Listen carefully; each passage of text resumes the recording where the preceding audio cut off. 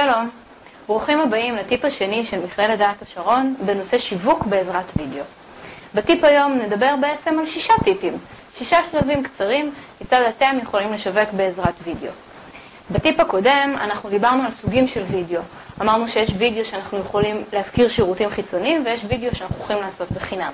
הטיפים היום יכולים להיות לכם רלוונטיים לשני הסוגים, גם אם אתם לוקחים בעל מקצוע תדעו לפקח עליו, ואם אתם עושים את זה בעצמכם, הטיפים הם במיוחד בשבילכם. אז נתחיל בטיפ הראשון. הטיפ הראשון מדבר על מה אנחנו עושים לפני שמתחילים הצילומים. 2 דברים. הדבר הראשון שאנחנו עושים לפני שמתחילים הצילומים, 1, מכינים חומרים. החומרים יכולים לכלול תסריט של מה אנחנו אומרים או מישהו אחר הולך להגיד בסרטון. תמונות, סרטונים ישנים, דברים שלקוחות אמרו עלינו, חומרים גרפיים. מה שחשוב לשים לב זה שהשפה הגרפית תהיה שפה אחידה, ולא לבוא עם איזשהו לוגו שהשתמשנו בו לפני 20 שנה, ולהשתמש בו עכשיו פתאום שוב פעם בסרטון. אז זה טיפ ראשון, שלב ראשון, הכנה של חומרים. הטיפ השני גם קשור לשלבים לפני הצילום, זה להתכונן מהבחינה הטכנית. מה הכוונה? לפני שאנחנו מגיעים לסט צילומים, תבדקו את הציוד. נכון, זה נשמע בסיסי, אבל לפעמים זה קריטי. מגיעים ופתאום אין מקום בכרטיס זיכרון, קורה, הסוללה של הווידאו, של המצלמת וידאו גמורה, וכהנה וכהנה. תבדקו את כל הציוד שלכם, את המצלמה, את המיקרופונים, אם יש כמה מצלמות, את כל הציוד לבדוק, תאורה, לדעת שאתם באים לצילומים והכל סגור. במיוחד זה חשוב אם אתם לא מצלמים לבד, או אם אתם תלויים באיזשהו לוח זמנים, שלא יהיו פקשושים. עכשיו הגענו לצילומים עצמם והגענו לשלב השלישי. שלב שלישי מדבר על לצלם הרבה. כשאתם מצלמים, פשוט לצלם כמה שיותר. כמה שיותר תצלמו, כך יהיו יותר חומרי גלם שתוכלו לעבוד איתם אחר כך.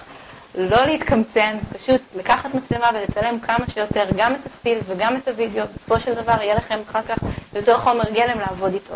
תעשו עוד טייק ועוד טייק מזוויות שונות, כמה שיותר כדי שיהיה לכם עם מה לעבוד. בשלב הרביעי, אחרי שצילמנו כל כך הרבה, צריך לערוך. אז גם העריכה אנחנו עושים הרבה. כמה שיותר לחתוך. למה כמה שיותר לחתוך? כדי שנוכל להגיע לסרטון שהוא סרטון מינימלי, שמעביר את המסר באופן מקסימלי. סרטון קצר, של 1.5-2 יכול להעביר מסר מצוין. תהיו חדים וברורים, ותערכו את הסרטון ככה שיעביר את המסר בצ'יק. כחלק מהעריכה, אנחנו יכולים להכניס אובייקט של הנעה לפעולה. הנעה לפעולה זה משהו שאנחנו רוצים שמי שצופה בווידאו יעשה. הוא יכול להרים אלינו טלפון, או לשלוח מייל, או להיכנס לאתר, או להירשם לאיזשהו משהו שאנחנו נותנים, אולי רשימת תפוצה. מה שאתם לא רוצים שהוא יעשה, כדאי לכם להכניס את זה לתוך הסרטון. זה יכול להיות תוך כדי הצילום עצמו, תוך כדי הדיבור עצמו, או להוסיף מתחת לסרטון משהו, או בסוף הסרטון. אתם תראו שברוב הסרטונים שאנחנו מצלמים, אנחנו נוהגים לתת את הטיפ במלואו, בלי להכניס מסרים שיווקים, ובסוף הסרטון לתת עוד איזשהו מסר, עוד הנעה לפעולה. והשלב האחרון, השלב השישי, זה השלב של ההפצה. איפה אנחנו מפיצים את הסרטון שערכנו? אחרי שערכנו את הסרטון, אנחנו מתחילים ביוטיוב. יוטיוב, וידלר, אתרים של שיתוף וידאו, מעלים את הסרטון לשם.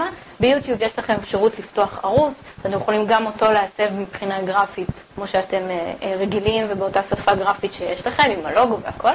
זה לגבי יוטיוב. אחר כך אנחנו עוברים לאתר שלנו, לבלוג שלנו, לרשתות חברתיות. רשתות חברתיות, אם זה פייסבוק או קפה דה מרקר, תכניסו לשם את הסרטון, שתפו אותו. אם אתם מכניסים את הסרטון לאתר, שזה מומלץ מאוד, כדאי לכם להשתמש בסרטון שיש לכם מיוטיוב, זה נקרא Embedded. אתם לוקחים את הקוד, שותלים אותו בתוך האתר, וככה גם הסרטון צובר צפיות, ויותר ויותר אנשים צופים בו, והוא יותר מקודם בתוך יוטיוב וגם בתוך גוגל. זה דבר אחד, יתרון של להכניס מיוטיוב לתוך האתר שלכם.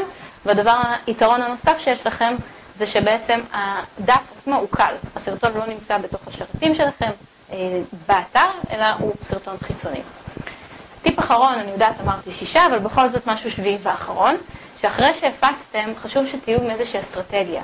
יש איזשהו דף מסוים שאותו אתם רוצים לקדם, שהוא יופיע גם כשמחפשים את אותו תחום במנועי חיפוש, בגוגל.